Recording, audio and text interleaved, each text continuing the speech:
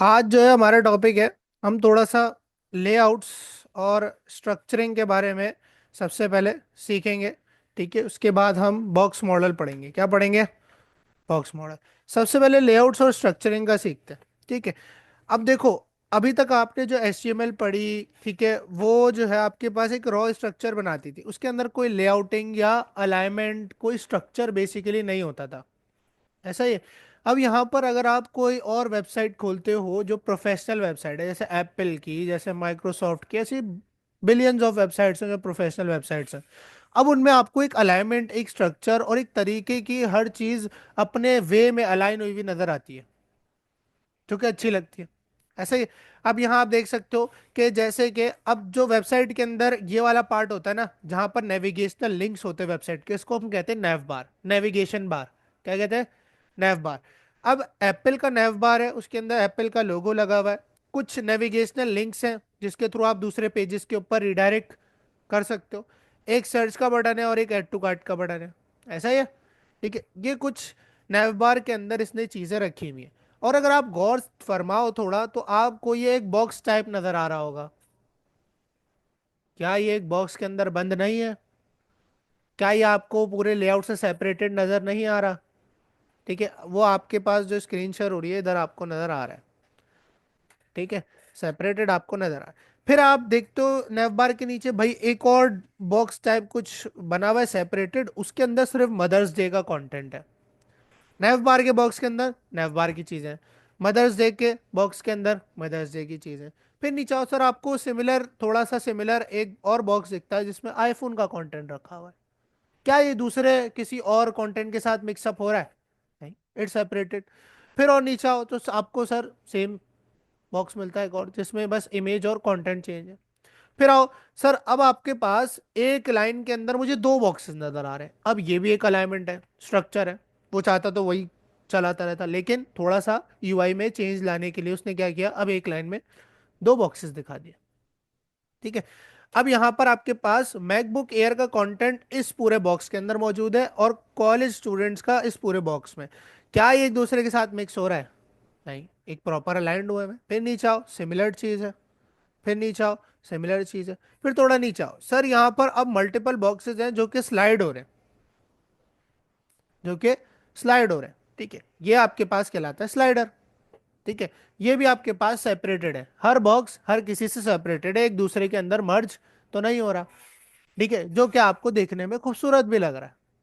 ठीक है, स्ट्रक्चरिंग और लेआउटिंग वेबसाइट का बहुत इंपॉर्टेंट पार्ट है। अगर आपने अपनी हर चीज़ों को, अपने एलिमेंट्स को, अपने हर सेक्शन को सेपरेटली अच्छे से अलाइन नहीं किया हुआ अपनी वेबसाइट में, तो आपका स्ट्रक्चर एलिगेंट और यूजर फ्रेंडली नजर नहीं आएगा। ठीक है। सिमिलरली एक और स्लाइडर है आपके पास नीचे, जिसमें अलग अलग बॉक्सेस हैं, कोई भी एक दूसरे के साथ मिक्स नहीं हो रहा। फिर आते हो सर, ये एक बड़ा बॉक्स है, देख रहे हो? ये एक बड़ा बॉक्स है जिसके अंदर इतना बड़ा सा पैराग्राफ लिखा हुआ है। This is a paragraph. P का टैग लगाऊंगा, पैराग्राफ लगा दूंगा। ठीक है। उसके बाद सर यहाँ पर फुटर बना हुआ है। एक और बड़ा बॉक्स है जिसके अंदर फुटर है, जिसमें इस वेबसाइट के तमाम नेविगेशनल लिंक्स हैं। मैं किसी भी नेव लिंक पे ऊपर जा सकता हूँ, वो पेज देख सकता हूँ एप्पल की वेबसाइट का। बात समझ आती है? तो ये जितनी भी स्ट्रक्चरिंग है, अब अगर तुम सोचो ये कैसे हुई है, तो लेट्स सी। यहाँ स्केली ड्रॉ पे चलते हैं और यहाँ पर जाने के बाद इसको मैं डिलीट करता हूँ। अभी आपने देखा आपके पास ये वेबसाइट का पूरा एरिया है। इसके अंदर आपके पास पहला जो सेक्शन था वो कुछ इस तरह सेपरेटेड था। ऐसा ही है। फिर आपके पास एक और बॉक्स था यहाँ पर। ऐसा ही है। फिर आपके पास एक और बॉक्स था। ऐसा ही है। फिर इसको हम लोग जो है वो ड्रैग करते हैं थोड़ा सा नीचे। फिर आपके पास सर दो बॉक्सेस आ गए एक लाइन में। कितने आ गए? दो आ गए सर, दो रख दिए। इन दोनों को कॉपी किया।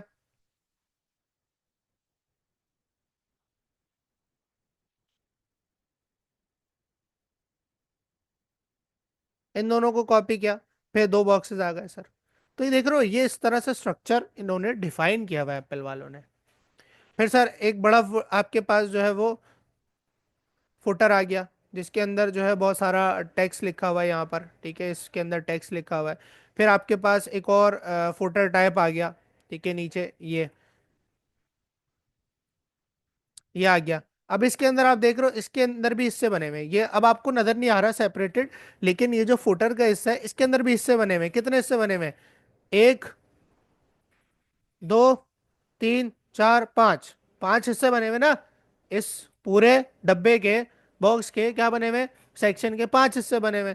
तो सर कुछ इस तरह बना हुआ है कि यहाँ पर एक हिस्सा है, इसके अंदर कुछ नेविगेशनल लिंक्स हैं, फिर एक और हिस्सा है इसमें कुछ और है, एक और हिस्सा है उसमें कुछ और है, एक और हिस्सा है। ये सोचने की साइकी बिल्ड कर ली तो कोई भी स्ट्रक्चर बना सकते। ठीक है। अब सवाल आता है कि सर हम लोग जो है वो नेव बार कैसे बना सकते हैं और उसको अपने पूरे स्ट्रक्चर में अलग से सेपरेटली कैसे डिफाइन कर सकते हैं। अब यहां पर एक मिसाल है, यहां पर हम लोग चलते हैं और यहां पर जाने के बाद अब थोड़ा प्रैक्टिकल पे देखते हैं। यहां पर है और यहां पर मैंने जो है वो लेआउट्स के नाम का एक फोल्डर बना दिया और इसको ओपन कर लेते हैं VS कोड में। यहां पर एक फाइल बना लेते हैं index.html नाम से।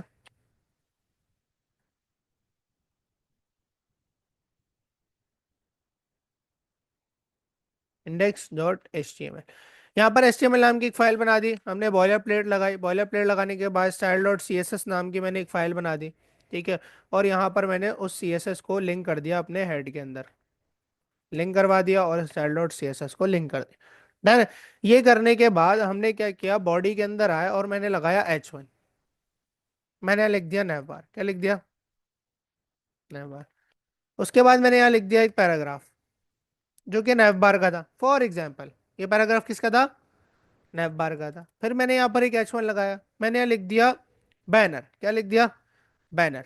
ठीक है। ये जो आपने चीज देखी थी एप्पल की वेबसाइट पर जो टॉप पर थी, इसको हम कहते हैं बैनर। ये जो मदर्स डे का आपको दिख रहा है बैनर कहते हैं। जैसे नॉर्मल हम कोई बिलबोर्ड देखते हैं उसको बैनर कहते हैं, इसी तरह सिमिलरली ये वेबसाइट का बैनर होता है।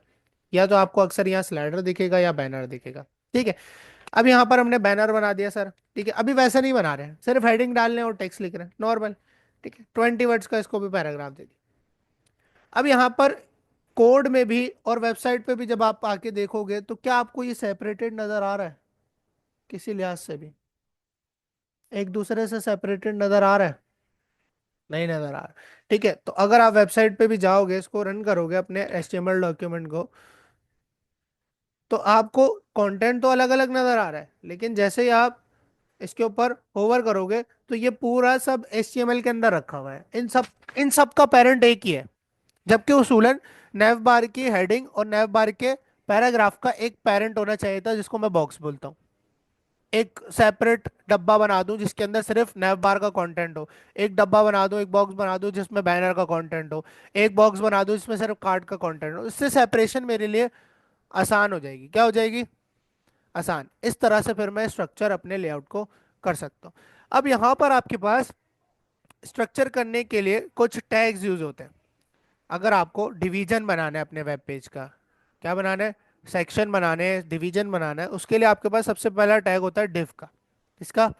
डिव का। फिर आपके पास एक टैग होता है सेक्शन का, एक टैग होता है मेन का, एक टैग होता है आपके पास आर्टिकल का, एक टैग होता है किसका? हेडर का। उसके बाद होता है आपके पास नैव का। नैव बार को हम नैव के टैग से बनाते हैं, आप डिव से भी बना सकते हो। ये सारे टैग्स जो है बॉक्सेस बनाते हैं, सेपरेशन ऑफ कंटेंट बनाते हैं। ठीक है। और डिफाइन करते हैं कि इसके अंदर जो कंटेंट आएगा वो किस चीज़ का होगा। जैसे नैव के अंदर अगर आप जो भी लिख रहे हो तो वेब पेज वही समझेगा कि नैव के अंदर, नैव के टैग के अंदर आपने जो कुछ रखा है वो नैव बार से रिलेट करता है। किससे रिलेट करता है? नैव बार से। नैव का फिर आपके पास एक आ जाता है फुटर का। इसी तरह बहुत सारे स्ट्रक्चरिंग टैग्स हैं। ये टैग्स हमने नॉर्मली यूज नहीं की क्योंकि टैग्स का काम कंटेंट दिखाना नहीं है, इन टैग्स का काम है स्ट्रक्चर बनाना, सेपरेशन बनाना। बात समझ आ रही है? ठीक है। अब डिव डिव को हम जो है ना डिवाइडर भी कह सकते हैं। किसका? वेब पेज का। किसका? वेब पेज का। अब देखो अगर मैं कुछ ऐसा करूं कि सर मैं यहां पर एक डिव बनाऊं, क्या बनाऊं? एक डिव बनाया, ओपन क्लोज हुआ और वो डिव जो है वो यहां पर कर दूं। तो अब आप देख सकते हो कि अब आपको सेपरेशन नजर आ रही है नैव बार के कंटेंट की। किसकी? और इस डिव को भाई मैं एक क्लास दे दूं सर जिसको मैं कह दूं नैव बार। क्या कह दूं? बात समझ आ रही है? तो ये मैंने एक बॉक्स बना दिया, अपने नेव बार के कंटेंट को एक बॉक्स में रख दिया सेपरेट करने के लिए, जिससे मैं इसको इजीली कहीं भी मूव कर सकता हूँ। इसका एक और फायदा ये भी है कि मैं इसको कहीं भी इसके पूरे कंटेंट को इजीली कहीं भी अलाइन कर सकता हूँ। अब मुझे एक बात बताओ, अगर मुझे नैव बार के कंटेंट को कहीं दूसरी जगह अलाइन करना है, ऊपर नीचे मूव करना है, तो मुझे H1 को और पैराग्राफ को अलग से टारगेट करना पड़ता है, दोनों को। वो मूवमेंट दोनों के साथ परफॉर्म करनी पड़ती है। चूंकि अब मैंने H1 और पैराग्राफ को एक डिव में रख दिया है, तो अगर मुझे इन दोनों को मूव करना है तो मैं सीधा सीधा किसको मूव करूंगा? डिव को मूव करूंगा। किसको मूव करूंगा? डिव को। बात समझ आ रही? सिमिलरली अगर मैं यहाँ पर एक टिप बना दूं पैनल, और उसको मैं यहाँ पर रख दिया उसके कंटेंट को, तो अब मेरे पास एक सेपरेशन बन चुकी है। बात समझ आ रही है? इस तरह से सेक्शंस बनते हैं। देखो अब यहाँ पर आता हूँ वापस, और यहाँ पर आके रिफ्रेश करता हूँ। अब इंस्पेक्ट टॉगल मैंने यहाँ पर ओपन कर रखा है। जैसे इस पे मैं क्लिक करूंगा तो आपको यहाँ पर ये दिखाएगा कि देख रहे हो आपके पास नैव बार के अंदर, जो नैव बार का डिव है उसके अंदर इसका कंटेंट सेपरेटेड है वेब पेज के ऊपर। बात समझ आ रही है? अब तो मैं एप्पल की वेबसाइट में इंस्पेक्ट करके दिखाता हूँ। देखो यहाँ पर गए, इंस्पेक्ट किया, इंस्पेक्ट करने के बाद इसको नीचे ले आया, और यहाँ पर टॉगल करके मैंने इसके ऊपर रखा। देख रहे हो उन्होंने भी नैव का टैग यूज किया हुआ है, नैव हैश लिखा हुआ नजर आ रहा है, नैव हैश। इन्होंने इस नैव के टैग को ग्लोबल नैव नाम की एक आईडी दी हुई है, और डॉट ग्लोबल नैव डॉट जेएस नाम की इन्होंने एक जावास्क्रिप्ट की फाइल भी इसके ऊपर लगाई हुई है, और उसकी क्लास भी लगाई हुई है इसके ऊपर। ये नजर आ रहा है ना? हैश ग्लोबल नैव क्या है? एक आईडी दी हुई है इस नैव बार के, नैव के डिव को, सॉरी नैव के एलिमेंट को। ठीक है, और एक इन्होंने क्लास भी दी हुई है जिसको ये क्या कह रहे हैं? ग्लोबल नैव। और एक और क्लास दी हुई है जिसको कह रहे हैं जेएस। बात समझ आ रही है? ठीक है। तो देख रहे हो इन्होंने पूरा कंटेंट नैव बार का एक नैव एलिमेंट के अंदर रखा हुआ है, ये रहा वो नैव एलिमेंट। सब कुछ नैव बार का इनका इस नैव बॉक्स के अंदर है। इसको खोलते जाओ तो मैं नैव बार की चीजें जो है वो सेपरेट देख करो। अब इन्होंने एक अनऑर्डर्ड लिस्ट बनाई हुई है, देख रहे हो अनऑर्डर्ड लिस्ट में इन्होंने क्या क्या रखा हुआ है, तुम्हें पता चल रहा है ऊपर। बात समझ रहे हो? इस तरह से स्ट्रक्चर स्ट्रक्चर अंदर अंदर बॉक्सेस बनाते बनाते हम पूरा स्ट्रक्चर क्रिएट कर सकते हैं। आपके सीएसएस के अंदर सारा गेम ही बॉक्सेस को हैंडल करना है, इन एलिमेंट्स को। जिसको ये बॉक्सेस अलाइन करना आगा ना, उसकी जीत है। और मैं आपको एक बात बताऊं, not even this div section article, every element in HTML is a box. Every element, every tag in HTML is a box. देखो यहां पर मैंने नैफ के ऊपर रखा, क्या ये आपको बॉक्स नहीं नजर आ रहा? क्या मैंने इसके अंदर वाले डेफ पे रखा, क्या आपको बॉक्सेस नजर नहीं आ रहे? बॉक्स है। और अंदर आ गया, क्या ये बॉक्सेस नहीं है? अंदर आ गया, और क्या ये बॉक्स नहीं है? Everything is a box.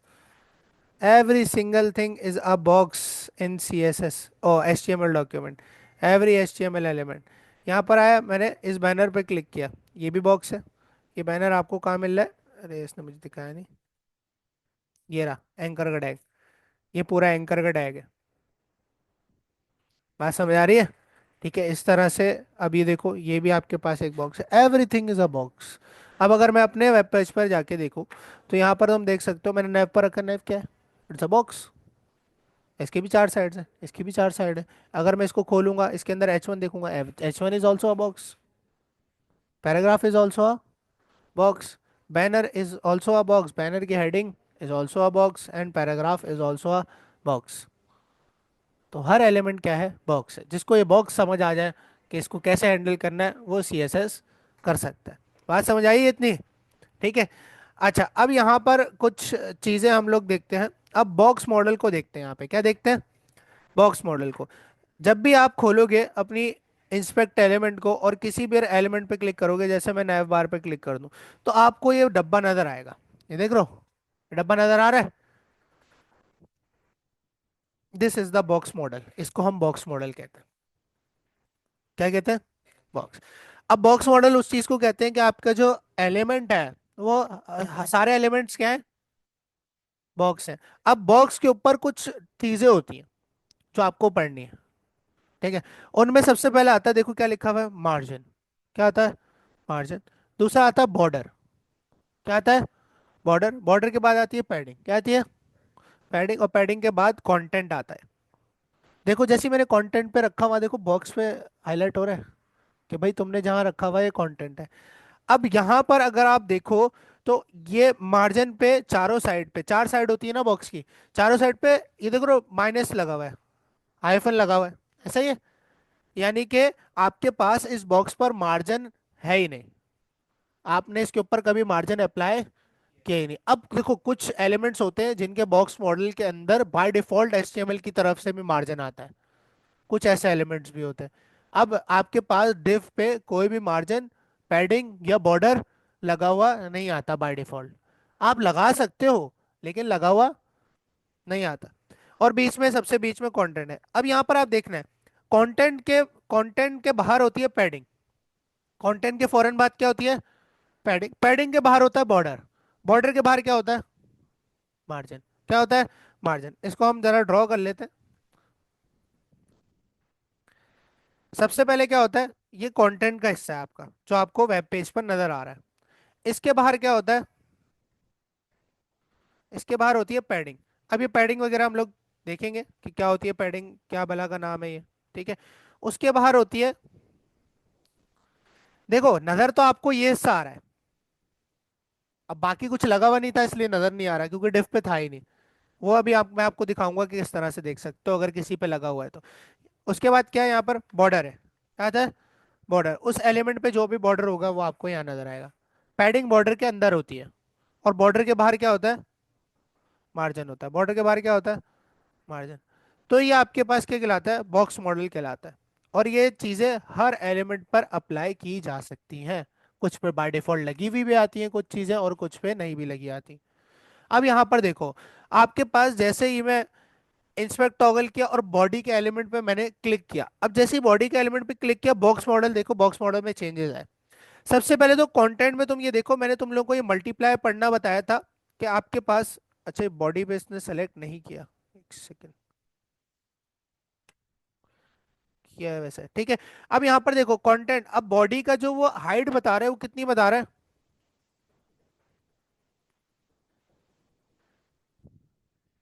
वो उसी को इसलिए देख रहा हूँ, ठीक है। हाइट कितनी है, मतलब माउस रखा है तो बस लकीर के फकीर, ठीक है। हाइट कितनी है, 10.312 पिक्सल। क्यों, क्योंकि कंटेंट, इतना कंटेंट बढ़ाऊंगा तो हाइट बढ़ जाएगी। बॉडी की बाय डिफॉल्ट हाइट 0 होती है, जितना कंटेंट बढ़ाते जाओगे बॉडी की हाइट बढ़ती जाती है। डन है, ठीक है। और विथ कितनी है इसकी, 100% है, कितनी है, 100, 709 अभी फिलहाल इतनी है। अगर मैं इसको ये करूं तो देखो ये बड़ी 100% होती है बॉडी की विथ, इस पूरे डॉक्यूमेंट के 100%। अब यहाँ पर जैसे ही मैंने बॉडी पे क्लिक किया हुआ है, तो तुम लोग यहाँ देख सकते हो कि मार्जिन वाले में 8888 लिखा हुआ है। अब पहले माइनस माइनस आ रहा था ना किस पे, नैव बार पे। नैव बार वाले पे क्या आ रहा था, माइनस माइनस, क्योंकि उसके डिफ पर कोई भी मार्जिन अप्लाइड नहीं था। इस 8 से मुराद है 8 पिक्सल। क्या मुराद है, 8 पिक्सल। अब यहाँ पर देखो जैसे ही मैंने मार्जिन पर रखा हुआ, वहां पे देखो मार्जिन कहाँ नजर आ रहा है, मार्जिन होती है आपके बॉक्स की आउटर स्पेसिंग। मार्जिन क्या होती है, आउटर स्पेसिंग, कि आपका बॉक्स अपने बाहर से, अपने बॉर्डर के बाहर से कितना स्पेस ऑक्यूपाई कर रहा है। वो देख रहे हो, तुम्हें दिखा रहा है, देख रहे हो। अगर मैं हटाऊं तो तुम देख सकते हो कि यहाँ पर देख रहे हो छोटा सा स्पेस है, ऊपर से भी स्पेस आ रहा है, यहाँ से भी स्पेस आ रहा है थोड़ा थोड़ा। जबकि अगर ओरिजिनली होता तो ये बिल्कुल चिपक के आता बॉर्डर से। ये बॉडी का बाय डिफॉल्ट मार्जिन होता है, क्या होता है, बाय डिफॉल्ट मार्जिन। इसको खत्म किया जा सकता है, बिल्कुल किया जा सकता है, ठीक है। देखेंगे कैसे खत्म कर सकते हैं। बॉडी पे वापस है, यानी कि चारों तरफ से बॉडी जो है वो आपके सारे कंटेंट को 8 पिक्सल का मार्जिन देती है चारों तरफ से, left, left right top bottom से, ठीक है। उसके बाद आता है बॉर्डर। देखो बॉर्डर पे क्या आ रहा है, माइनस माइनस, यानी कि बॉडी पे बाय डिफॉल्ट कोई भी बॉर्डर नहीं होता। उसके बाद आती है पैडिंग। बॉर्डर क्या होता है, वो जो आपके पास फ्रेम आ जाता है, स्ट्रोक जो आ जाती है एलिमेंट पर, वो बॉर्डर होता है। उसके बाद आती है पैडिंग। मार्जिन होती है बॉर्डर के बाहर की स्पेसिंग, और पैडिंग होती है बॉर्डर के अंदर की स्पेसिंग। मार्जिन क्या होती है, ऐसा स्पेस जो बॉर्डर के बाहर से दिया जाए, और ऐसा स्पेस जो आपके बॉक्स मॉडल यानी कि एलिमेंट के बॉक्स के बॉर्डर के अंदर दिया जाए, कंटेंट को स्पेस दिया जाए अंदर की तरफ, उस स्पेस को हम क्या कहते हैं, सीएसएस में पैडिंग कहते हैं। क्या कहते हैं, पैडिंग कहते हैं, ठीक है। अच्छा अब यहाँ पर थोड़ा सा मार्जिन पैडिंग देख ले ताकि और समझ आ जाए। मार्जिन पैडिंग देख ले। ठीक है। अब यहाँ पर आए और यहाँ पर आने के बाद हम लोगों ने जो है वो सिंपल कुछ भी नहीं किया। सिर्फ हम बॉडी को टारगेट करके देखते हैं। किसको टारगेट करते हैं? हमने सीएसएस के अंदर बॉडी का टाइप सेलेक्टर लिखा और इसको मैं बॉर्डर दे देता हूँ। क्या दे देता हूँ? बॉर्डर की प्रॉपर्टी। अब बॉर्डर लगाने का तरीका क्या है? बॉर्डर का जो आपके पास प्रॉपर्टी है वो तीन चीजें लेता है आपसे। क्या लेता है?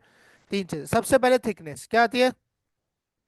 थिकनेस कितनी होगी उस बॉर्डर की, स्ट्रोक की थिकनेस कितनी होगी।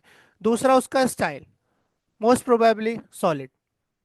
तीसरा उसका कलर। तीसरा उसका कलर। थिकनेस हम पिक्सल्स के अंदर देंगे। मोस्टली हम 2 या 3 पिक्सल से हमारा काम हो जाता है, 1 पिक्सल से हो जाता है। यहाँ मैं चलो दे देता हूँ 10 पिक्सल। कितनी दे दी मैंने थिकनेस? 10 पिक्सल। स्टाइल आपके पास होता है कि सॉलिड बॉर्डर चाहिए मुझे मोस्टली। ठीक है। और कलर मैंने दे दिया ब्लैक चाहिए। बात समझ आ गई? बॉर्डर की प्रॉपर्टी समझ आ गई। स्पेस देके आपने ये तीनों चीजें बॉर्डर में देनी है। अच्छा, जैसे ये मैंने दिया तो चेक करते हैं आपके पास क्या आता है। तो आप देख सकते हो अभी फिलहाल कोई कंटेंट नहीं था तो बॉर्डर एक दूसरे से चिपके हुए हैं। ठीक है। तो यहाँ पर मैं एक काम करता हूँ कि बॉडी के अंदर कुछ ना कुछ लिख देता हूँ ताकि बॉडी के अंदर स्पेस आ जाए। यहाँ पर मैं H1 में लिख देता हूँ हेलो। क्या लिख दिया मैंने? हेलो। जैसे ही मैंने किया तो आप देख सकते हो थोड़ा कंटेंट बढ़ा तो बॉडी में थोड़ी हाइट आई। अब जैसी हाइट आई तो आपको बॉडी का बॉर्डर नजर आ रहा है। आ रहा है? ठीक है। अब यहाँ पर आए और यहाँ पर आने के बाद आपने जो है वो बॉडी को इंस्पेक्ट किया। जैसे ही आपने बॉडी को इंस्पेक्ट किया आपको बॉक्स मॉडल नजर आ रहा है। पहले आपको मार्जिन बाय डिफॉल्ट 8 पिक्सल नजर आ रहा था जो HTML बॉडी की तरफ से बाय डिफॉल्ट आता है। अब यहाँ आपको बॉर्डर भी नजर आ रहा है 10-10 पिक्सल का, क्योंकि हमने अप्लाई किया है। नजर आ रहा है? ठीक है। लेकिन अभी तक पैडिंग अप्लाई नहीं की गई है। बात समझ आई? ठीक है। अब आपके पास मार्जिन, मार्जिन होता है बॉर्डर, यानी कि जो बॉर्डर है किसी भी एलिमेंट का जो बॉर्डर होता है उसके बाहर जो स्पेस दिया जाता है उसके बाहर से। अब यहाँ देखो 8 पिक्सल का मार्जिन है ना। अगर मैं बॉडी पे मार्जिन की प्रॉपर्टी लगाऊं, आउटर स्पेसिंग की प्रॉपर्टी लगाऊं और मैं 8 पिक्सल से इसको कर दूं 20 पिक्सल। अब मैंने बढ़ा दिया ना, बाय डिफॉल्ट को रिप्लेस करके क्या कर दिया? 20 पिक्सल कर दिया मार्जिन। यहाँ रिफ्रेश किया तुम देख सकते हो गौर से कि स्पेस बढ़ गया। फर्क नजर आया रिफ्रेश पे? आया था? ये आया था? आया था। ठीक है। तो यहाँ पर जैसे तुमने किया तो उसने अपने बॉर्डर के बाहर से स्पेस लिया। जब स्पेस लिया तो वो थोड़ा सा अंदर आ गया। बात समझ आई? थोड़ा सा दूर हो गया वो अपने बाहर के स्पेस से। सही है। अच्छा, यही चीज अगर मैं पैडिंग दूं, अगर मैं इसको पैडिंग देता 20 पिक्सल की, कितनी? 20 पिक्सल की। अब आपके पास जो पहले बॉर्डर था और जो मार्जिन है वो स्पेस ले रहा है बाहर से, बॉर्डर के बाहर से स्पेस ले रहा है। अब पैडिंग लेता है बॉर्डर के अंदर से। तो मूवमेंट में आपको क्या नजर आएगा? कंटेंट। जो इसके अंदर कंटेंट लिखा होगा वो आपको अंदर की तरफ मूव होता नजर आएगा। यहाँ देखो जैसे ही मैं रिफ्रेश करूंगा तो तुम देख सकते हो कि आपके पास अंदर का एरिया भी बढ़ गया और स्पेस भी बढ़ गया बॉर्डर के अंदर का। बात समझ आ रही है? और यहाँ पर आप देख सकते हो बॉक्स मॉडल में आपको हर चीज नजर आ रही है कि पैडिंग कितने पिक्सल की है हर साइड से, बॉर्डर कितने पिक्सल का लगा हुआ है और मार्जिन कितने पिक्सल का लगा हुआ है। बात समझ आई? ठीक है। अच्छा, अब यहाँ पर एक चीज आती है कि फॉर एग्जाम्पल मैं ये सारी चीजें हटा दूं फिलहाल के लिए और यहाँ के रिफ्रेश करूँ तो आपको नॉर्मल नजर आएगा सब कुछ जैसा था। एक H1 नजर आ रहा है। अब आपको पता है बाय डिफॉल्ट बॉडी पर 8 पिक्सल का मार्जिन है। ठीक है। जब भी ये आपके पास देख रहे हो थोड़ा सा जो स्पेस आता है वो आ रहा है। अब इसको हटाने के लिए आप क्या करोगे? आप यहाँ पर आके बॉडी का मार्जिन 0 कर दोगे। और ये करना होता है क्योंकि बाय डिफॉल्ट जो स्पेसिंग है वो अच्छी नहीं लगती है। अभी जब हम डिव्स वगैरह बनाएंगे तो ये अंदर फेंकता है तो बॉर्डर अजीब सा स्पेसिंग आ रही होती है डिव्स के साइड में से। ठीक है। तो मार्जिन मैंने क्या कर दिया बॉडी का 0। तो वो 8 पिक्सल का मार्जिन क्या होगा? खत्म होगा और आप देख रहे हो हेलो जाके चिपक गया। अभी जो ऊपर का स्पेस आ रहा है ये कहाँ से आ रहा है? चला जाना चाहिए था ना ऊपर का स्पेस भी। हेडिंग का ये H1 के टैग का मार्जिन है। देखो जैसे ही मैं H1 को इंस्पेक्ट करूंगा तो तुम देख सकते हो H1 के ऊपर, H1 एलिमेंट पर जो बाय डिफॉल्ट मार्जिन आता है। अब देखो टॉप और बॉटम से आ रहा है, लेफ्ट राइट से सिर्फ दो टॉप और बॉटम से आ रहा है। टॉप और बॉटम से क्या आ रहा है? 21.440 और 1.440 पिक्सल्स। अब इसको कैसे खत्म करना है? देखो हम जब डिजाइन कर रहे होते हैं ना हम नहीं चाहते कि कोई भी एलिमेंट एक डिजाइनर को बाय डिफॉल्ट कोई भी मार्जिन या स्पेसिंग या कोई पैडिंग दे। ना बॉर्डर के बाहर से ना बॉर्डर के अंदर से। अगर डिजाइनर को लगाना है वो खुद लगा लेगा। ये चीजें मसला करती। अब ये स्पेसिंग मसला कर रहा है ना, मुझे ऊपर से चिपकाना है इसको, स्पेस मुझे मसला कर रहा है। अब मुझे एक बात बताओ कि ऐसा कौन सा सिलेक्टर होता है सीएसएस में जिसको मैं मार्जिन जीरो की प्रॉपर्टी दूंगा तो वो सब पे अप्लाई हो जाएगी, यूनिवर्सल का। ठीक है, तो यहाँ पर हम लोगों ने किस पे लगाया था, ये बॉडी पे लगाया था, यहाँ मैं कर दूंगा यूनिवर्सल, कि भाई सबके मार्जिन, सारे एलिमेंट्स का मार्जिन बाय डिफॉल्ट क्या कर दो, जीरो। इन फ्यूचर किसी पे लगाना होगा उसको टारगेट करूंगा, मार्जिन दे दूंगा। आज समझ आई? ठीक है, यहाँ पर आए और रिफ्रेश किया तो देख सकते हो अब आपके पास सारी स्पेसिंग जो है वो खत्म हो चुकी है। बात समझ आ रही है? बॉक्स मॉडल समझ आया? ठीक है, बॉक्स मॉडल में कितनी चीज होती है, सबसे पहले कंटेंट, उसके बाहर पैडिंग, उसके बाहर बॉर्डर और फिर मार्जिन। बॉर्डर के बाहर से स्पेस देना है तो किसका यूज करोगे, और बॉर्डर के अंदर स्पेस देना है तो पैडिंग का। बॉर्डर के अंदर स्पेस दोगे तो आपके बॉक्स के अंदर का एरिया बढ़ेगा, और अगर बॉर्डर के बाहर से मार्जिन दोगे, स्पेस दोगे, मार्जिन दोगे, तो आपके पास बॉक्स उन अपने इर्द गिर्द की चीजों से, जो उसके आसपास जो एलिमेंट्स हैं उनसे दूर जाएगा। समझ आ रही है? ठीक है, तो ये सीन है आपके पास बॉक्स मॉडल का, ये आपको समझ आना चाहिए। ठीक है, ये वैसे देखने की जरूरत नहीं पड़ती, अगर आप एक दफा आपको प्रैक्टिस हो जाएगी तो आपको ये चीज़ अब आपको याद रहेगा कि बॉडी बाय डिफॉल्ट मार्जिन देती है, H1 बाय डिफॉल्ट मार्जिन, तो इसको देखने की जरूरत नहीं पड़ती, लेकिन दिखा दिया कि अगर आपको इन फ्यूचर देखना भी हो, फॉर एग्जाम्पल हो सकता है कोई ऐसा इशू आ रहा हो कि कोई चीज़ जो है वो किसी और चीज़ से स्पेस ले रही है, अब वो विजुअली तो नहीं दिख रही और कोड में भी आपको नहीं दिख रहा, आपने बहुत सारा कोड लिखा हुआ है या किसी और का कोड आप पढ़ रहे हो, तो आप उस एलिमेंट को इंस्पेक्ट करोगे और बॉक्स मॉडल में देख लोगे। वही कहाँ मसला आ रहा है, बात समझ आ रही है? ये चीज़ें बड़ी हेल्पफुल होती हैं जो डेवलपर टूल्स होते हैं, ये बॉक्स मॉडल कहलाता है। ये बात समझ आ गई है? ठीक है, अब थोड़ा मार्जिन पैडिंग को और थोड़ा सा डेप्थ में देखते हैं ताकि हमें और ज़्यादा समझ आए। ठीक है, अब यहाँ पर मैंने बनाया एक डिव, अब थोड़ा डिव के साथ भी खेलते हैं। क्या बनाया? डिव। ठीक है, अब डिव को जरा खाली डिव बनाकर अगर मैं डिव को इंस्पेक्ट करूं तो तुम यहाँ देख सकते हो डिव की विड्थ कितनी आ रही है, 510 पिक्सल, 100%। अभी फिलहाल जो विड्थ है सेट हुई हुई है वो 510 हुई हुई है, 100%, यानी कि विड्थ कितनी है और हाइट कितनी है, यानी कि आपके पास डिव की जो बाय डिफॉल्ट हाइट होती है वो कितनी होती है, और विड्थ कितनी होती है, 100%। कितनी होती है? 100%। अब देखो अगर मैं इस div को टारगेट करता हूं, मैंने इसको एक क्लास दे दी, मैंने इसको कह दिया बॉक्स, क्या कह दिया, बॉक्स, इसको एक क्लास दे दी बॉक्स, इसको हम टारगेट करते हैं अपनी सीएसएस में। मैं आया और यहाँ आने के बाद मैंने डॉट बॉक्स लगा दिया, क्या लगा दिया, डॉट बॉक्स। अब डॉट बॉक्स लगाने के बाद यहाँ पर मैंने क्या किया, मैंने जो है वो एक बैकग्राउंड कलर दिया ताकि मुझे बॉक्स नजर आए। क्या है? बॉक्स नजर आए, बैकग्राउंड कलर दे दिया मैंने इसको एक रेड, क्या दे दिया, रेड। यहाँ है, ये रिफ्रेश किया, कुछ भी नजर नहीं आया। क्यों नहीं आया? हाइट नहीं है, किसी चीज की विड्थ है लेकिन उसकी हाइट नहीं है तो वो ऑब्जेक्ट नजर ही नहीं आता, 1D ऑब्जेक्ट आपको नजर नहीं आता, आपको हवा नजर नहीं आती।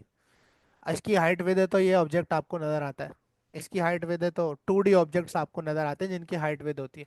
ठीक है, इसी तरह इस बॉक्स की हाइट नहीं है तो आपको ये बॉक्स नजर नहीं आएगा।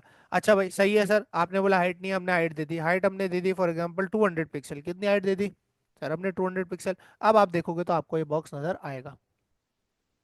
अब देख रहे हो कैसे डिवीजन हुआ हुआ होता है, अब बात समझ आइए, ये डिव तो होता है, इस डिव के अंदर जो रखोगे उसको अलाइन कर दो डिव के हिसाब से। ठीक है, और अब आपको पेरेंट चाइल्ड का भी कॉम्बिनेशन समझाऊंगा, लेकिन वो नेक्स्ट क्लास में भी ज्यादा हो जाएगा। ठीक है, अब यहाँ पर आपके पास एक बॉक्स बन गया, क्या मैं बॉक्स के अंदर एक और बॉक्स बना सकता हूँ, डिव के अंदर एक और डिव बना सकता हूँ? ये डिव है, ये इसका क्लोजिंग पेयर है, इसके बीच में इसके अंदर मैंने एक चाइल्ड नाम का डिव बना दिया एक और।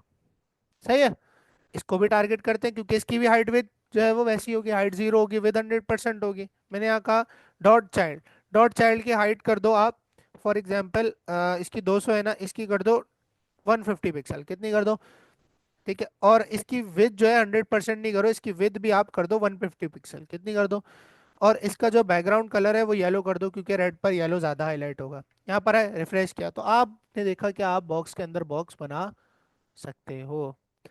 अब आपको पता है कि हर एलिमेंट के ऊपर बॉक्स मॉडल अप्लाई होता है, इस रेड वाले पे भी बॉक्स मॉडल अप्लाई हो रहा है, इस पे भी अप्लाई हो रहा है, लेकिन सब चीजें अभी फिलहाल इनकी 0 0 है, सिर्फ कंटेंट भी है इसके अंदर क्या, लेकिन हाइट विड्थ तो है ना। अगर मैं तुम्हें इंस्पेक्ट करके दिखाऊं तो यहाँ पर देखो, हाइट विड्थ तो है, 200 पिक्सल आ रही है, विड्थ तो हमने इसकी चेंज नहीं की। जबकि हम चाइल्ड की देखेंगे तो आपके पास क्या आएगा, 150 बाय 150, जो हमने दिया है कंटेंट। लेकिन इन पे मार्जिन, बॉर्डर, पैडिंग कुछ भी अप्लाइड नहीं है। अब यहाँ पर एक काम करता हूँ कि इन दोनों को मैं एक बॉर्डर देता हूँ। क्या देता हूँ? एक बॉर्डर दे देते हैं सर हम लोग 1 पिक्सल सॉलिड ब्लैक का, ताकि हम थोड़ा सा डिफरेंशिएट करके देख सकें कि सीन क्या हो रहा है। इसी को कॉपी किया और इसको भी दे दिया। ठीक है, इसको ब्लैक नहीं, इसको थोड़ा सा लाइट शेड देते हैं ताकि नजर आए। अब सॉरी, 1 पिक्सल तो कम हो गया, इसको 5 पिक्सल कर देते हैं और इसको भी 5 पिक्सल कर देते हैं। तो यहाँ पर आप देख सकते हो, एक सेकेंड,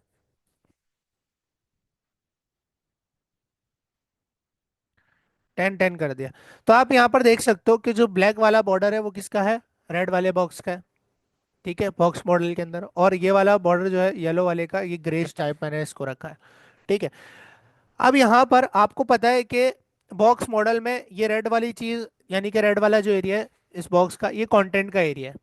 उसके बाहर बॉर्डर है, बॉर्डर के अंदर पैडिंग है, जो कि अभी अप्लाइड नहीं है। जब भी ये बॉक्स, अंदर वाला बॉक्स इससे चिपका हुआ है, अगर इस लाल वाले बॉक्स के बॉर्डर के अंदर स्पेसिंग होती तो क्या ये येलो वाला बॉक्स चिपका हुआ होता ऊपर से? कभी भी नहीं, इससे दूर होता। आ समझ आई? ठीक है, अच्छा अब यहाँ पर आते हैं। और यहाँ पर आने के बाद मैं बॉक्स को, यानी कि पेरेंट को, एक काम करते हैं, इसको हम बॉक्स की जगह रख देते हैं, इसका नाम पेरेंट, क्या रख देते हैं, पेरेंट। और इधर भी हमें क्या करना पड़ेगा, पेरेंट। अब एक काम करता हूँ कि पेरेंट को जो है ना मैं पैडिंग देता हूँ। क्या देता हूँ? पैडिंग देता हूँ। पैडिंग में पेरेंट को देता हूँ 30 पिक्सल की। क्या पैडिंग देता हूँ? 30 पिक्सल की। यहाँ के रिफ्रेश करूंगा, अभी रिफ्रेश नहीं किया। अब मुझे बात बताओ कि क्या डिफरेंस देखने को मिलेगा? क्या सोचा इमेजिनेशन में, क्या होगा? हमने पैडिंग किसको दी है? रेड वाले को। पैडिंग क्या होती है? बॉर्डर के अंदर की स्पेसिंग। बॉर्डर आपको नजर आ रहा है ब्लैक कलर का? ठीक है, नजर ना भी आए जब भी चलेगी पैडिंग तो।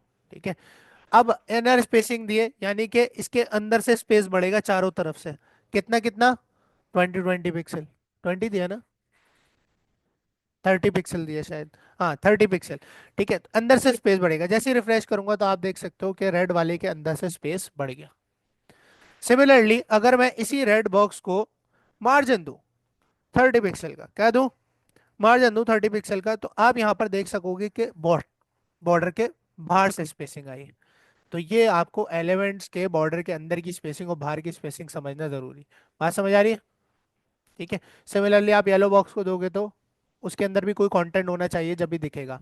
अगर मैं रेड बॉक्स के अंदर आपको बॉक्स बना के ना दिखाता तो आपको पैडिंग का अंदाजा नहीं होता। हाँ, आप बॉक्स मॉडल देख के अंदाजा लगा लेते। देखो यहाँ पर है, और यहाँ पर मैंने इस पेरेंट पे क्लिक किया तो यहाँ पर आप बॉक्स मॉडल में हर चीज देख सकते हो। आपके पास रेड वाले के ऊपर 10 पिक्सल का बॉर्डर लगा हुआ है, मार्जिन चारों तरफ से 30 30 पिक्सल का आया हुआ है, और पैडिंग भी 30 30 पिक्सल की दी हुई है आपने रेड वाले बॉक्स को। बात समझ आ गई? ठीक है, अच्छा अब यहाँ पर आप कहते हो कि सर मार्जिन पैडिंग जो है वो अगर प्रॉपर्टी यूज कर रहा हूँ तो चारों तरफ से आ रहा है। अब मुझे स्पेसिंग अंदर से देनी है लेकिन सिर्फ टॉप से देनी है। इनर स्पेसिंग देनी है लेकिन सिर्फ टॉप से। यानी कि मैं चाहता हूँ कि ये बॉक्स जो है, यानी कि सिर्फ टॉप से स्पेसिंग आए, ना लेफ्ट से आए, ना राइट से आए, ना बॉटम से आए। नहीं नहीं, ये तो वो ऊपर से वो था ना, अलाइंड नहीं है, इधर है। ये तो उसकी वजह से आ रहा है कि वो ऊपर ही था। नहीं नहीं, मैं अभी बात कर रहा हूँ डायरेक्शन की, कि मुझे अगर किसी स्पेसिफिक डायरेक्शन से स्पेसिंग देनी है, मार्जिन हो या पैडिंग हो, तो उसके लिए आपके पास अलग 4 प्रॉपर्टीज आती हैं। क्या आती है? अलग 4 प्रॉपर्टीज आती हैं, बड़ी आसान है। अगर आपको पैडिंग टॉप देना है तो आपके, आपने जो बोला है वही है, पैडिंग टॉप, पैडिंग टॉप। इसी तरह आपके पास प्रॉपर्टी है padding left, padding right, and padding bottom. ये चारों डायरेक्शन मिलते हैं। किसी स्पेसिफिक देना है तो ये, और अगर चारों तरफ से एक साथ वही वैल्यू देनी है तो पैडिंग, है ना? सिमिलरली मार्जिन की भी यही है, margin top, margin left, margin right, and margin bottom. बात समझ आ गई? अब यहाँ पर मैं पैडिंग जो है वो यहाँ से हटा देता हूँ, चारों साइड से नहीं चाहिए मुझे, सिर्फ टॉप से चाहिए, तो मैं टॉप से दे देता हूँ 30 पिक्सल। कितनी दे देता हूँ? 30 पिक्सल। अब आप यहाँ पर देखोगे तो सिर्फ और सिर्फ आपको टॉप से मिल रही है, उसने लेफ्ट से कोई भी पैडिंग स्पेसिंग नहीं ली। ठीक है, और ये तो उस एरिया की वजह से आ रहा है। अच्छा यहाँ पर आए, यहाँ पर आने के बाद हमने इसको इंस्पेक्ट किया तो आप यहाँ पर देख सकते हो कि आपके पास पैडिंग कहाँ से आ रही है, सिर्फ और सिर्फ टॉप से आ रही है। बाकी चारों तीनों डायरेक्शन में क्या, माइनस माइनस, यानी नथिंग, कुछ भी नहीं है। है। हाँ, बॉर्डर टॉप पे होता है। ठीक है। हाँ, अच्छा सवाल है। ठीक है, बॉर्डर भी आप किसी स्पेसिफिक डायरेक्शन से दे सकते हो। अब बॉर्डर की प्रॉपर्टी लगाओगे तो वो आपके बॉक्स के चारों तरफ से आएगा। बॉर्डर के लिए आप बॉर्डर टॉप, ठीक है, ये थोड़ा नीचे होता है, इसको आपने border right, border left, and border bottom. ठीक है, तो इस तरह से आप जो है वो लगा सकते हो। डन है। अच्छी बात है, और वैल्यूज तो ऐसी लिखनी है। ठीक है, ये बात समझ आ गई? किसी को कोई सवाल है इसके अंदर? पक्की बात है? कर लोगे अब? नैव बार बनाए? बनाए?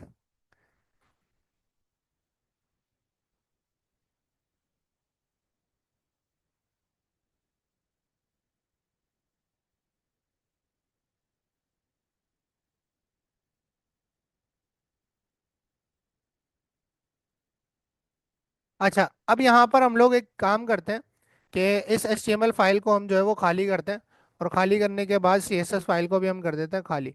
और यहाँ पर स्क्रैच से हम लोगों ने एक बॉयलर प्लेट लगाई, और बॉयलर प्लेट लगाने के बाद हमने एक लिंक यहाँ पर जो है वो इंसर्ट कर दिया, जो कि हमारे पास होगा style.css से। अब आपको, ठीक है, देख लेंगे अगर फ्लोट की ज़रूरत पड़ेगी तो। लिंक कर दिया हमने, और लिंक करने के बाद आपने यहाँ पर टाइटल चेंज कर दिया नैव बार। ठीक है, और यहाँ पर आपने एक नैव ले लिया। देखो, डिव लो, नैव लो, सेक्शन लो, सबका बिहेवियर एक ही बॉक्स बनेगा। अब सबसे ही बॉक्स बनेगा, H1 भी बॉक्स है, पैराग्राफ भी बॉक्स है, सब कुछ बॉक्स। लेकिन ये डिविजनल टैग्स है। ठीक है, इसकी भी डिव की तरह हाइट 0 होगी, और विड्थ कितनी होगी। इनके नाम चेंज है, ये सब डिव्स हैं। आप ऐसा समझ सकते हो कि नैव, सेक्शन, आर्टिकल, फुटर, हेडर, ये सब डिव्स हैं। इनके नाम चेंज है, बस ये सेमेंटिक है, इसलिए इनके नेमिंग कन्वेंशन अच्छी है। ठीक है, ये डिव की तरह ही है, तो इसको आपको पढ़ाने की जरूरत तो नहीं है ना अब। ठीक है, मैंने एक नैव बार बनाना है तो नैव का एलिमेंट ले लिया, मैं डिव भी ले सकता हूँ, जरूरी नहीं है। ठीक है, और यहाँ पर मैंने नैव को एक क्लास दे दी, नैव बार की। किसकी? नैव बार की। अब आपके पास बड़ा सिंपल सा रखते हैं कि हम लोग जो है वो क्या करेंगे, यहाँ पर स्केलेट ड्रॉ पर आते हैं। मैं ऊपर एक नैव बार बनाऊंगा, और उसके अंदर मेरे पास यहाँ पर एक लोगो होगा। यहाँ पर क्या होगा, एक मेरे वेबसाइट का लोगो होगा। ठीक है, और यहाँ पर मेरे पास टेक्स्ट होगा नेविगेशनल लिंक्स का। किसका? नेविगेशनल लिंक्स का यहाँ पर टेक्स्ट होगा। कंट्रोल डी, कंट्रोल डी, जितना टेक्स्ट चाहो वो आप लगा सकते हो। और ये क्या होंगे? एंकर होंगे। क्या होंगे? जाहिर सी बात है, एंकर ही होंगे ना, इसके क्लिक के ऊपर जाना है, एंकर टैग होगा। ठीक है, ऐसा कुछ हम लोग बिल्कुल बेसिक सा करने वाले हैं। लेकिन इससे पहले आपको जो है वो फ्लोट समझना है। फ्लोट की प्रॉपर्टी। फ्लोट उर्दू में क्या कहते हैं? तैरता हुआ, स्विमिंग नहीं कहते इसको।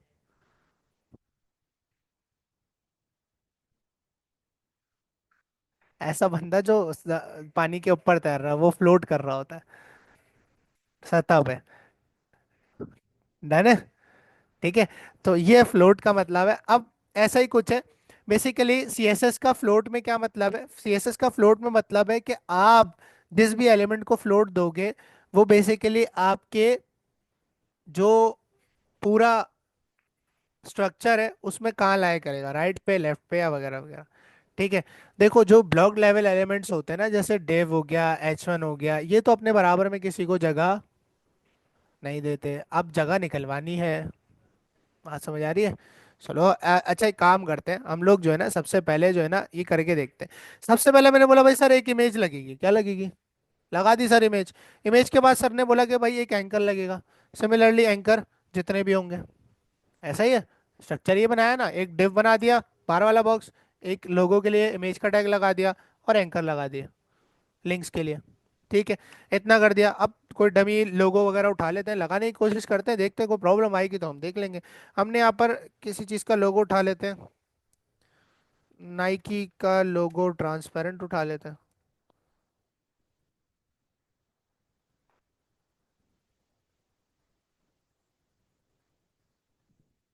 ये हमारे पास ट्रांसपेरेंट नाइकी का लोगो, इसको हमने सेव इमेज एज किया और इसको हमने अपने फोल्डर में सेव कर दिया। ठीक है, मेरे पास डायरेक्टली हो गया। ठीक है, नहीं यहाँ पर डायरेक्टली नहीं हुआ है। यहाँ पर जाते हैं, इसको ड्रैग एंड ड्रॉप कर लो। ठीक है, यहाँ से पकड़ोगे और इसको लेके आओगे आप अपने VS कोड के अंदर और एक्सप्लोरर में ले जाके ड्रॉप कर दोगे, तो ये आपके पास आ गया। ये एक एसवीजी की फॉर्म में, एसवीजी भी आप लगा सकते हो डायरेक्टली इमेज के अंदर। ठीक है, लेट्स सी अगर कोई इशू आएगा तो हम इसको चेंज कर देंगे। यहाँ पर मैंने सोर्स में दे दी एसवीजी। एसवीजी देने के बाद चेक करते हैं हमारे पास क्या आउटपुट आ रहा है, रिफ्रेश करते हैं। तो आपके पास ये इमेज जो है बहुत ज़्यादा बड़ी आ रही है, इसका रेजोल्यूशन बड़ा होगा इसलिए बड़ी आ रही। और उससे पहले हम यहाँ देख लेते हैं, हमारा ब्राउजर के 100% सेट है, हमने इसको 110 से 100 कर दिया, ये भी बड़ा इंपॉर्टेंट। अब यहाँ इस लोगो को छोटा करना है, तो मैं क्या करूंगा, इस इमेज को एक क्लास दे दूंगा जिसको मैं कहूंगा लोगो।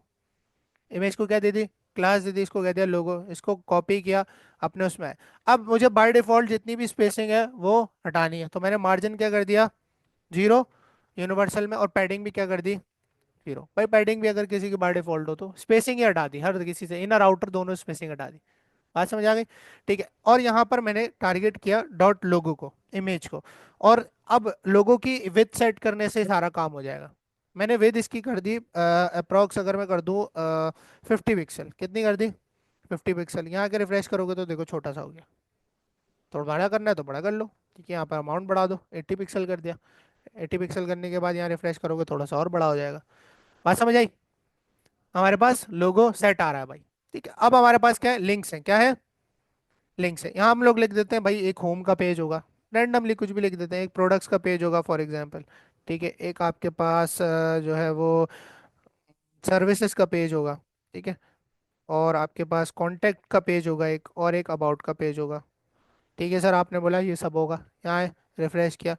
अब आप यहाँ देख सकते हो कि ये करने से आपके पास ये इमेज और ये बराबर बराबर तो आ रहे हैं, क्या बराबर बराबर आ रहे हैं, लेट्स सी, क्या बराबर बराबर आ रहे हैं या ऊपर नीचे आ रहे हैं।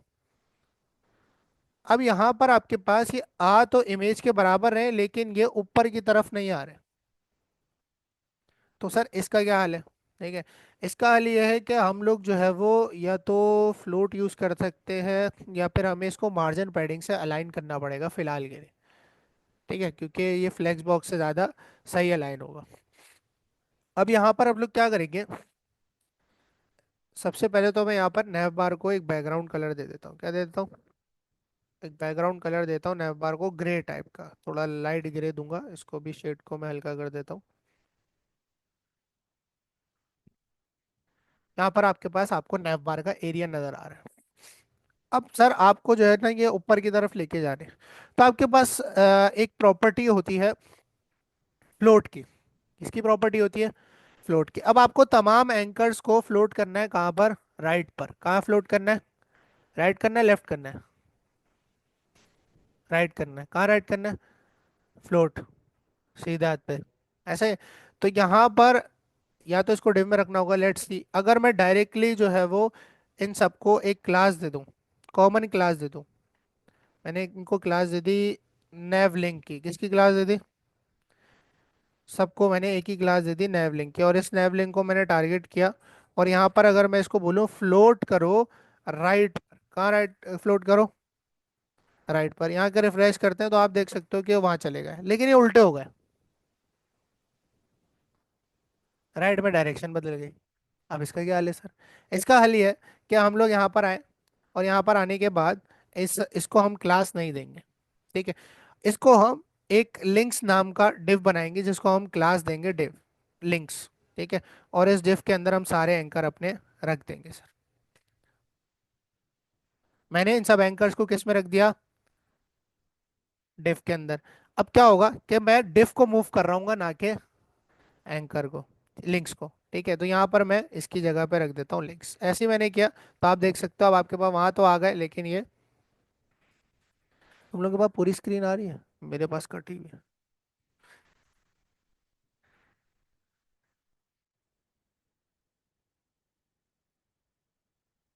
वो इसका इशू है अलाइनमेंट का। ठीक है, तो यहाँ पर अब आपके पास ये ऊपर आ गया। अब यहाँ पर हम लोग जो है वो इसके साथ मार्जिन पैडिंग का यूज करके इसको अलाइन करेंगे, किसको, इनको।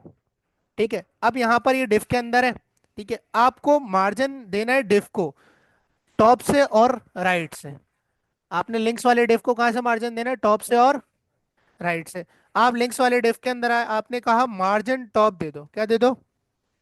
मार्जिन टॉप दे दो। अब नेव बार की हमने हाइट तो डिसाइड की नहीं थी, ठीक है, तो यहाँ पर चेक करते हैं। हमने 30 पिक्सल का इसको मार्जिन टॉप दिया, यहाँ रिफ्रेश किया, देखो आ गया।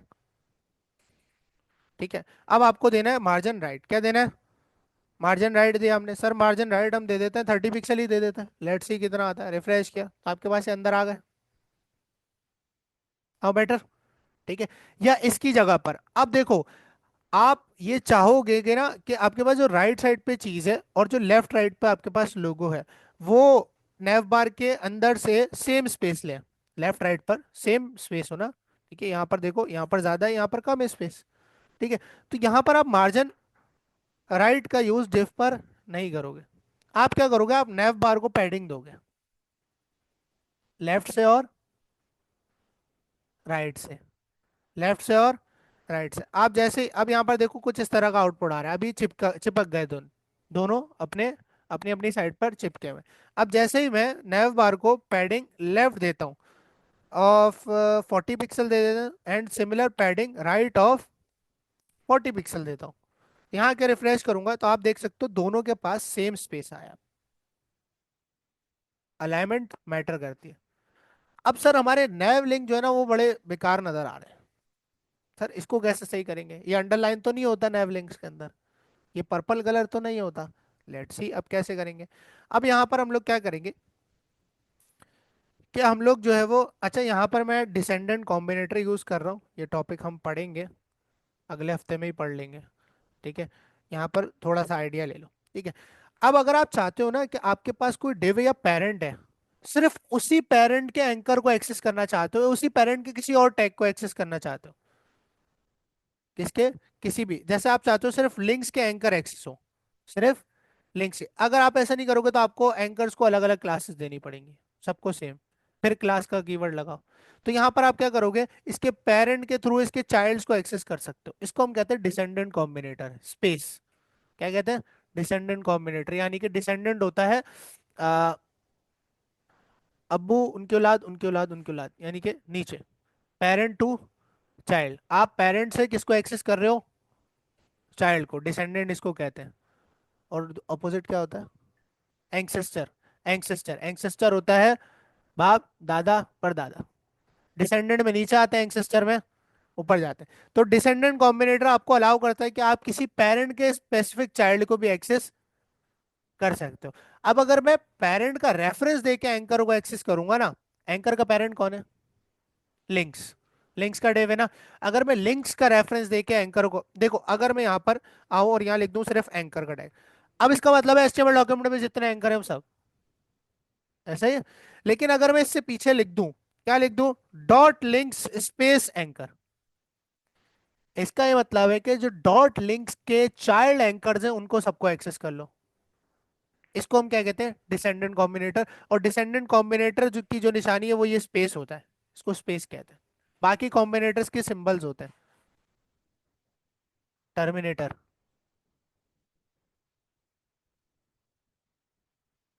कॉलन, वो सूडो एलिमेंट सूडो क्लासेस के लिए होता है, ठीक है। नहीं नहीं, इसी के बाद इसने उस दिन देखा था ना, ठीक है। अच्छा यहाँ पर मैं क्या कर रहा हूँ, डॉट लिंक्स का जो डेव है उसके अंदर जितने भी एंकर हैं उनको एक्सेस कर लो। एक्सेस कर लिया। अब यहाँ पर आपको क्या क्या चेंजेस करने हैं एंकर्स के अंदर? सबसे पहले इनका फॉन्ट साइज बढ़ाने हैं, बहुत छोटे हैं। फॉन्ट साइज इंक्रीज कर देते हैं सर, ठीक है। यहाँ पर आए और फॉन्ट साइज हमने यहाँ पर इंक्रीज किया, फॉन्ट साइज इंक्रीज कर दिया 15 पिक्सल तक। कितना? 15 पिक्सल तक। अब ये आपके पास और छोटे हो गए, इसको हम 20 कर दें अगर, तो रिफ्रेश किया, अब आपके पास ये थोड़े से बड़े हो गए, ठीक है भाई, इतने काफी है। दूसरी चीज आपने क्या किया, अब यहाँ पर आप चाहते हो कि इनके बीच थोड़ा थोड़ा स्पेस आ जाए, ये बहुत ज्यादा चिपके हुए नजर आ रहे हैं, तो आप क्या कर सकते हो कि आप इनको मार्जिन लेफ्ट दे सकते हो। हर एंकर को क्या दे सकते हो? Margin left. यानी कि हर एंकर अपने लेफ्ट से जब स्पेस लेगा तो दूसरे वाले को आगे फेंक देगा, दूर करेगा अपने आप से। यहाँ पर मैं क्या दूंगा, एंकर को मार्जिन ऑफ लेफ्ट दूंगा, और लेफ्ट मार्जिन देके मैं मार्जिन दे दूंगा 10 पिक्सल का। कितना दे दिया मैंने? यहाँ के रिफ्रेश किया, देख लो स्पेस आ गया। अब सर अंडरलाइन हटानी है, ये जो अंडरलाइन है इसको सीएसएस में कहा जाता है टेक्स्ट डेकोरेशन। ये टेक्स्ट डेकोरेशन की फॉर्मेट में शामिल होता है। टेक्स्ट पे डेकोरेशन ही तो हुई हुई है, ये अंडरलाइन डेकोरेशन होती है, inverted comma codes, bold italic underline, ये सब डेकोरेशन के अंदर आता है। किसमें आता है? टेक्स्ट डेकोरेशन में। तो सर आपके पास एक प्रॉपर्टी आती है टेक्स्ट डेकोरेशन नाम की सीएसएस में। इसको हम कर दें, देखो अभी टेक्स्ट डेकोरेशन अंडरलाइन लगी हुई है, देखो इसमें, देखो इसमें आ रहा है, अगर किसी पे लगाना है क्या कर दोगे? टेक्स्ट डेकोरेशन अंडरलाइन लगा दोगे। और अगर किसी से हटाना है, हटानी है, तो क्या करोगे? जीरो लिखोगे, नन। नन लिखोगे, क्या लिखोगे? नन। सीएसएस में कुछ भी का, कुछ भी नहीं का मतलब होता है नन। अगर वो चीज नंबर में है तो जीरो, और अगर अल्फाबेटिकल है तो नन। ठीक है। अब आपने कर दिया टेक्स्ट डेकोरेशन नन के, मुझे कोई भी टेक्स्ट डेकोरेशन नहीं चाहिए, यहाँ रिफ्रेश किया, देखो अंडरलाइन गायब। ठीक है। अब आपने कहा सर इसका कलर जो है ना वो ब्लैक हो जाए, क्या हो जाए?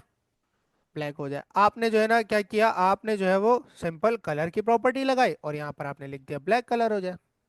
सही है भाई। यहाँ रिफ्रेश किया, ब्लैक कलर हो गया। अब फॉन्ट फैमिली सर अच्छी नहीं लग रही, फॉन्ट फैमिली हमने पढ़ी थी लास्ट क्लास में। फॉन्ट फैमिली में लगा दूंगा यूनिवर्सल में, किसमें? कि सबके लिए सेम हो। फॉन्ट फैमिली मैंने यहाँ लगा दी, साइंस सेरिफ लगा देते। ठीक है। ये फॉन्ट फैमिली बनी बनाई। यहाँ रिफ्रेश किया, थोड़ा सा और अच्छा लगने लगा, है ना? अब यहाँ पर आपने जो है वो ये कलर जो आपने बैकग्राउंड कलर नैवबार को दिया था, आपने ये हटा दिया, और यहाँ के रिफ्रेश करोगे तो आपको अपना नैवबार क्लियरली नजर आ रहा है। बात समझ आई कैसे बनता है?